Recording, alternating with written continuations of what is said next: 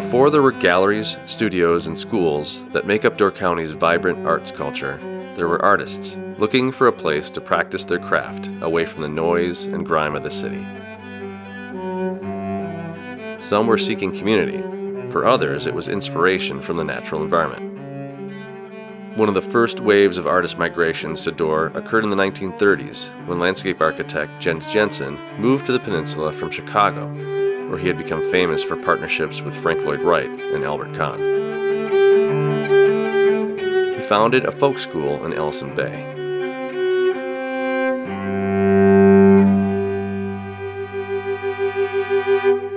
He dreamt for a long time that he would one day establish a folk school for adults, for urban adults, a place where they could get away from the city, out into the wild or nature somewhere, and kind of reconnect with nature, reconnect with themselves, work with their hands. It was a very informal educational philosophy where art and craft played a huge role, nature study. He became good friends with Gerhard Miller when he was a young artist, and Gerhard would come up here and teach painting. Jensen liked oil painting too. He was an artist himself, and I'm sure he learned a lot from Gerhard. But there are pictures from the 1930s in the winter of Jensen and Emma Toft, Mirtha Fulkerson, I think Olivia Traven, people like that, in the schoolhouse with Gerhard Miller, painting. Yeah, and Jensen himself was, although most known as a landscape architect, was a major player in the early conservation movement. He helped the ridges get established, was determined to keep the clearing as natural as possible. In the 1940s, he was named by the county board to lead a 5-person commission of influential Door County citizens who were to go out and help locate native Door County landscapes for use as county parks, town parks, school forests. So we have these wild parks up here because of Jens Jensen. So he was a conservationist his whole career, really. At this point, it was apparent that nature and the arts in Door County were inextricably intertwined. From the 1950s onward, artists would testify in their words and work that the natural beauty of this place was its greatest asset and their greatest muse. Gerhard Miller was one of the first people to have a gallery here, and the fact that he was an artist and had a gallery influenced people. It was kind of a unique thing for them to go by and see his gallery. Renowned potter Abe Cohn also set up a gallery in Fish Creek around the same time. Abe was one of the first people, I think, that moved up here specifically to have a studio. I think he was one of the first of what is now many, many, many artists that have their own studios and a gallery attached where they sell their work. I think potters were amongst the first, probably because Abe was one of the first. He attracted other potters. He had lots of students, and they founded the Potters League. Clearly, they're artists that came because of nature, because they wanted to paint or photograph or use the nature, the beauty that's here.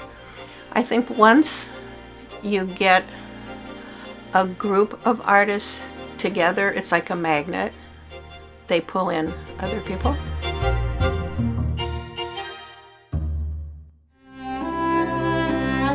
Another artistic trailblazer who found their way to Door County was filmmaker Madeleine Turlough. She went on to start the Peninsula School of Art. Madeleine Turlough was a unique personality. She was ahead of her time in so many ways. She experimented with art forms like photography and double exposure and all of these kinds of new techniques that were coming out at the time in the 60s. And she brought them here to Door County, and she sort of gave the artist community in Door County permission to experiment and to try new things. I think that her vision for this place of a community of artists who, again, are connected to their environment, who draw inspiration from it, but continually push forward, lives on today. Plein air painting, which is obviously painting in the outdoors, has seen a resurgence in the last 15 years. And we really felt like Door County was the perfect place for these artists to practice that art form. We have beaches and we have bays and the cliffs and all of the things that the artists are looking for to paint, we have here in Door County, and it was relatively unknown to sort of this national group of plein air artists. At the same time, it's a celebration for our local audiences of what happens here, because people get to see the Door County landscape come alive on canvas in a way that they may not have seen it before.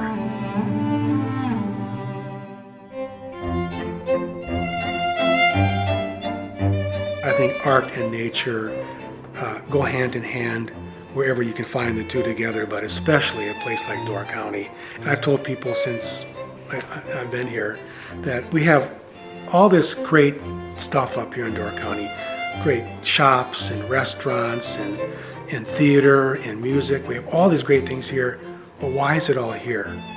It's all here because of this, because what you see outside. That inspired everybody to come up here and do art. Door County is so unique in so many ways, but I think the most important one is its native landscape. One of the things that I think is so unique about an artist's perspective on a place is that they sometimes give the viewer a look of a place that they hadn't seen before.